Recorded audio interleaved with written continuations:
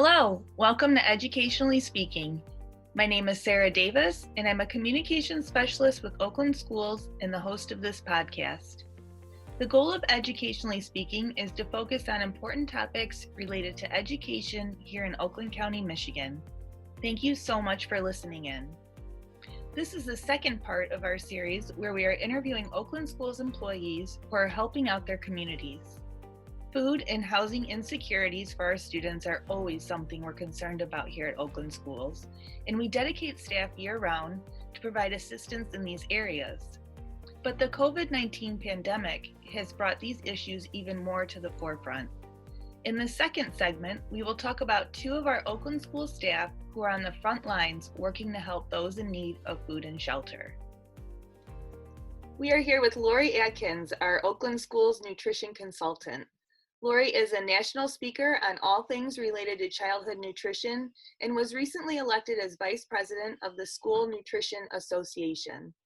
Lori, congrats to you on your recent election. We're so proud to have someone from Oakland Schools representing us on the national level on such an important topic such as childhood nutrition. Well, thank you for having me, Sarah. So one of the first issues that came up when Governor Whitmer announced that schools would be closing is the realization that there were going to be thousands of students who no longer had regular access to meals. Can you talk a little bit about what impact schools closing had on local children as it relates to childhood nutrition? Well, just to give you a scope of need, about 51% of Michigan students are eligible for free and reduced meals. And in Oakland County, that number is about 30%.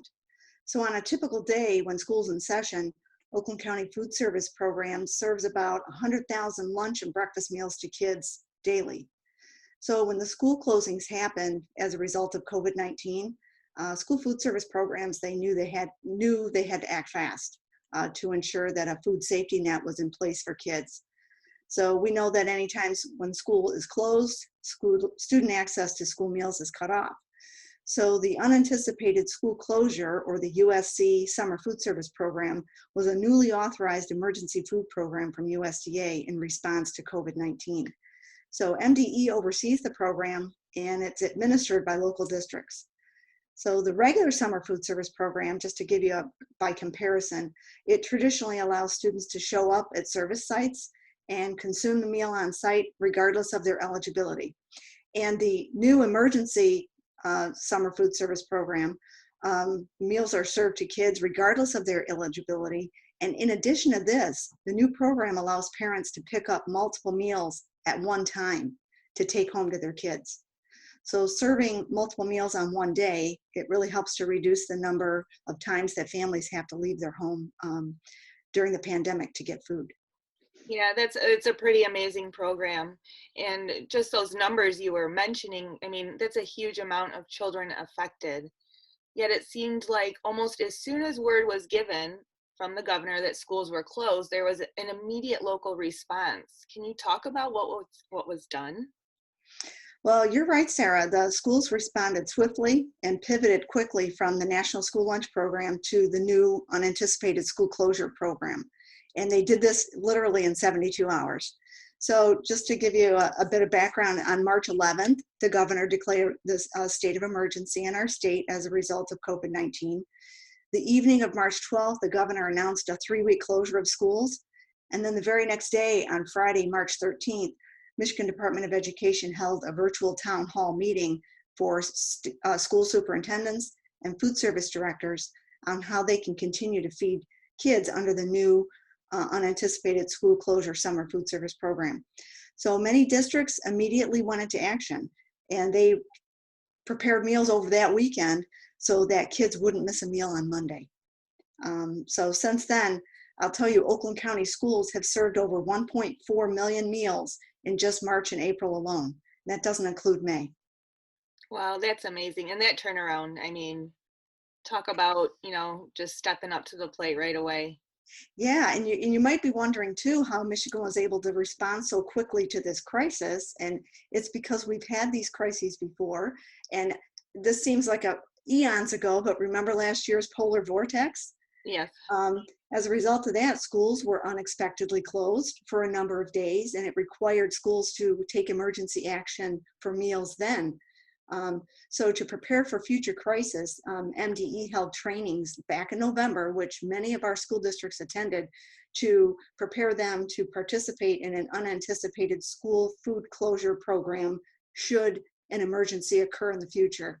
So schools were trained, they were prepared, and they swiftly took their current systems and changed them up to meet the emergency demand of this new program. So right now, all 28 local districts are participating in the unanticipated summer food service program, and they are providing meals through the last scheduled day of the school year. Amazing. Where can students be served this food? I think each district has a site, if that's correct. And what does it look like for interested families? Well, that's a great question. We actually have over 110 sites in Oakland County, school sites, that families can pick up meals at. So districts have implemented a variety of service models, which really focus on social distancing, to safely distribute the meals and to, get the food to families safely. So some things that districts are doing are drive-through pickup style. So that's where parents will drive up to a location, typically a school building parking lot, to pick up meals and bring them home. And some schools have recruited the help of bus drivers, and they're using school buses to deliver meals along bus routes, and they're meeting parents at the bus stops and distributing meals that way. Some districts are doing a pre-order system where parents are going online and using Google Docs to Google Sheets and pre-ordering meals, and then they pick them up right from a specific location. And most districts, or if not all districts, are providing both breakfast and lunch meals. And some districts are even providing home delivery service for those kids with families that don't have a vehicle or don't have access to a car to drive to a location. So some school counselors and some of the districts have been delivering meals directly to needy students that way too. So the food that's served is our typical school fare that we have, and it's wonderful. And their breakfast items include cold food items like bowl pack cereal, wrapped bagels, mini pancakes, whole grain pastries, and of course a lot of fresh fruit, cheese sticks, whole grain crackers, that kind of thing. And then for lunch, school districts have been leaning more into individually wrapped items because that's the most convenient thing to package and send home. So things like burritos, individually wrapped pizzas, and some districts have even gotten into preparing macaroni and cheese and spaghetti and meat sauce and tacos and other things like that. They provide heating instructions for those foods. There's, of course, sent home cold for parents to heat up and serve once they get home. So individually wrapped sandwiches, salads, those kinds of things are also being served as part of the meal plan. So districts are being creative really with the stock that they have on hand. So they utilize all the foods before anything would expire, over the summer. But they're, getting a lot of fresh produce and a lot of nice menu varieties being offered to the kids through the program. Yeah, I know I have taken my kids a couple of times to receive the free lunches. And honestly, when I left, I was a little teary-eyed. We went, it was the Thursday before Easter. And so as you mentioned, they were giving away food, not only for that day, but for the weekend, so that people had food for Easter weekend. Mm-hmm. Plus, each child could pick a toy out, and they gave us candy-filled Easter eggs. And these women were outside, with gloves and masks. It was a pull-up type situation. You just open, the trunk of your car and they put it all in there. But it was a cold, windy day, and I was just overcome with the generosity of the food program and those who are volunteering their time to make sure it happens. It was really heartwarming. Oh, well, thanks for sharing that story. And yes, school food service professionals became essential workers overnight with this program. So the shift from serving meals in cafeteria lines to then providing multiple prepackaged meals delivered in an outdoor setting every day really requires a deep bench of staff and volunteers. So not all food service staff is able to work right now because of perhaps due to healthcare constraints or even childcare issues. So not all food service staff could report to work and help. So volunteers have joined the food service staff in districts to help mobilize and sustain these programs. So the food service workers, the staffs are heroes because they've really put aside their own personal fears to show up and to make this program help others every day. And these folks are helping to prepare food in kitchens. They're helping packing and assembling meals in the larger cafeteria area. And then the meals are the following day passed out on school buses and in parking lots and all that stuff. So that's where the work is happening. So the essential workers, they're essential because food is essential to the health and well-being of kids every day.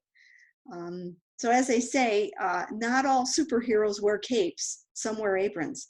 And that couldn't be truer for the volunteers and staff we have now. It's amazing that they're doing amazing work, the frontline staff, and they're true heroes, and they're truly critical to the infrastructure of our community and our schools right now. Yes, I completely agree with you. Yeah. So where can people find out more about this program, maybe where their local pickup site is at? That's another great question. Thank you for asking. So there's a complete list of all Oakland County programs posted on the Oakland Schools resource page, and that's the Health and Community resource page. And then there's also an online app called Meet Up and Eat Up Site Locator. And this is an app that parents can use to find the nearest school meal site that's nearest to their home. So you'd enter in your zip code to find out where the closest site is. So you can access the site by texting the word food, F-O-O-D, to 877-877. And the online app will pop up. You put in your zip code, and then a virtual map will come up showing sites closest to your zip code. Also, that information is posted on the MDE website as well. Districts are also using social media platforms like crazy to get the word out about their programs. Districts have also posted their service schedule on their website, their child nutrition page, and they've even printed schedules that they've passed out at distribution sites. Okay, well, this is truly a wonderful program, and you said it's going to continue through the end of summer, right? Or is there? Yeah, the unanticipated summer food service program will go to the very last day of school. Some districts have opted to run it to the last day of June, which would be June 30th, but every district's a little bit different. Districts, according to the governor's emergency order, are required to provide meals until the very last day of school. But again, some districts are continuing it past that. And then some districts qualify for the regular summer food service program. Districts that do the regular summer food service program have 50% or higher free and reduced eligibility during the school year. So not all buildings qualify for the regular summer program. So, but there's been a lot of folks signing up for that summer program this year. And I think we're going to see more programs than we ever have in the past. So more to come on that. Our School Nutrition Association and our state MDE has requested for additional waivers from USDA to allow districts to expand and maintain these programs moving forward this summer. Excellent. Well, thank you for talking to us, Lori, about this. And my pleasure. Thank you. I hope to have you on the podcast again soon. I would love that. Thank you, Sarah. Yeah, thank you. We are here right now with Sarah Orris, Oakland Schools Homeless Services Consultant. She works tirelessly all year long to ensure that students that find themselves in a homeless living situation have a seamless educational experience. Working with the local districts to remove any barriers that may be prohibiting the homeless student from being able to attend and fully participate in all school activities and experiences. Additionally, Sarah has worked to forge partnerships with many community organizations in order to ensure that families and students in Oakland County have easy access to basic needs such as food, shelter, and personal items as needs arise. Sarah was recently instrumental in putting together an amazing partnership between Oakland Schools, Lighthouse, Gardner White Furniture, Gleaner's Food Bank, Oakland Community College, and Oakland University, where all of these organizations came together to help local families who are food insecure. Sarah, thank you for being here on the podcast. Thank you so much for having me. No problem. I've been wanting to have you as a guest on here for quite some time, so I'm glad we could finally make this happen. Can you talk a little bit about how this partnership was formed? Absolutely. Food insecurity is a major issue here in Oakland County. People are often shocked to hear that Oakland County has more than 65,000 students that qualify for free and reduced meals. And that's a ton of kids that rely on breakfast and lunch at school 5 days per week. And many of those same students receive meals from the districts that provide meals via programs such as Blessings in a Backpack for weekend food and meals as well. Last year, the 28 districts in Oakland County, as well as our charter schools, identified over 2,500 homeless students. Those are just the students that the districts know for certain didn't have a permanent place to call home. And that's just a drop in the bucket, as we know that there are many, many students that go unaccounted for. And all of those students often lack resources for food and other personal items. When we heard that the schools would possibly be closing their doors without much notice, I immediately reached out to our partners at Lighthouse and asked what they might be able to do to ensure that the students and families in Oakland County have access to emergency food. We knew that we would need more food and resources than we typically need.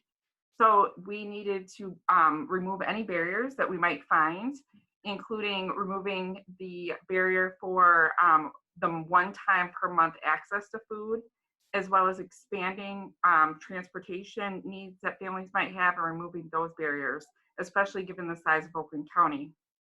The Lighthouse team worked very quickly to stage a plan to increase the food and distribution capacity in order to try and serve as many families as possible during this time of need.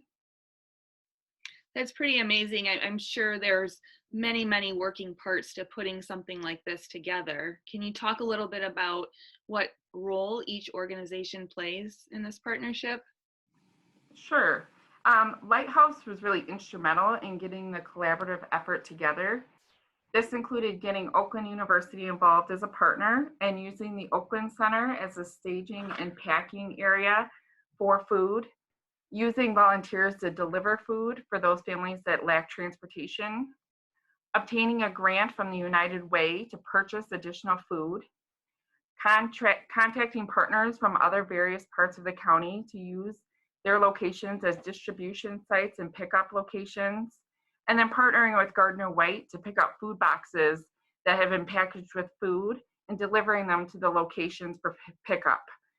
Right now, the staging sites and packing are done at OU and at Lighthouse in Pontiac, and then they are picked up by Gardner White and delivered to the additional locations around the county.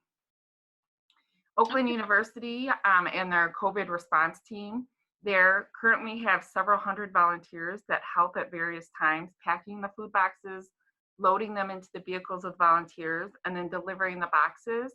And then they, of course, have the delivery volunteers themselves that are dropping off at the homes. And they try and do this with no contact to ensure the safety for everybody and leaving the food on porches or at doors for folks. And then additionally, Lighthouse has volunteers and staff packing the boxes and then having them picked up by the Gardner White trucks and then delivering them to Clarkston and Farmington Hills area. Okay, where are the distribution sites?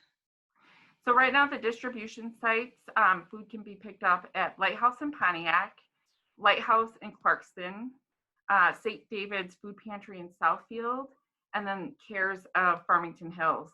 We worked hard to try and find various locations around the county so that folks would have less distance to travel. If they're in, say, the western part of Oakland County, we tried to disperse locations for less travel for families.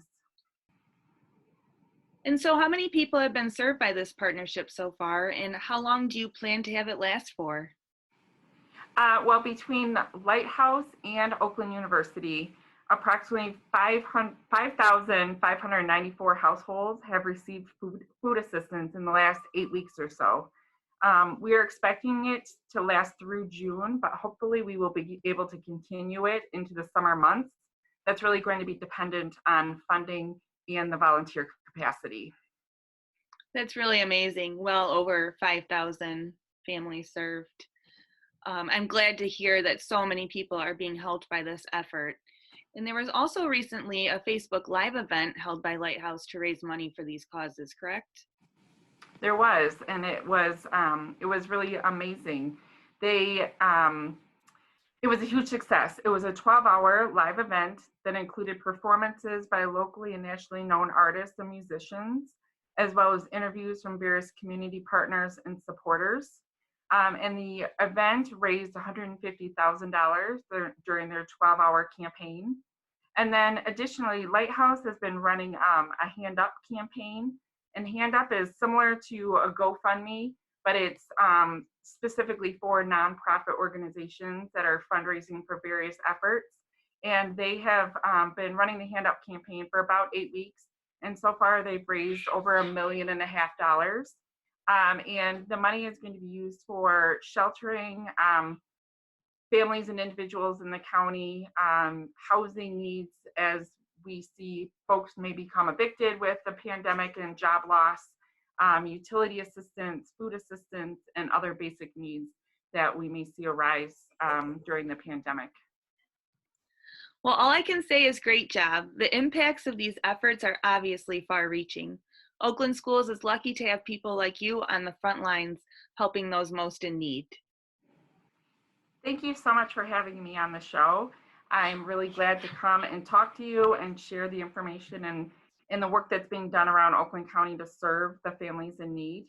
And if people want to learn more about food distribution or they are in need of resources, they can go to lighthousemi.org, or they can call 248-600-9541, or they can also go to mycovidresponse.org. Any of those avenues will get them connected to resources, and they can request food assistance or other basic needs. Okay, great. And we'll put that in our show notes as well, so when people listen to this, they can refer to the notes and get that information as well. This podcast was brought to you by Oakland Schools Intermediate School District's Communication Services and produced by Media Production and Distance Learning Manager Mark Hansen. Oakland Schools is a regional service agency that offers support services to school personnel which are better delivered regionally and provide cost, size, and quality advantages to those we serve.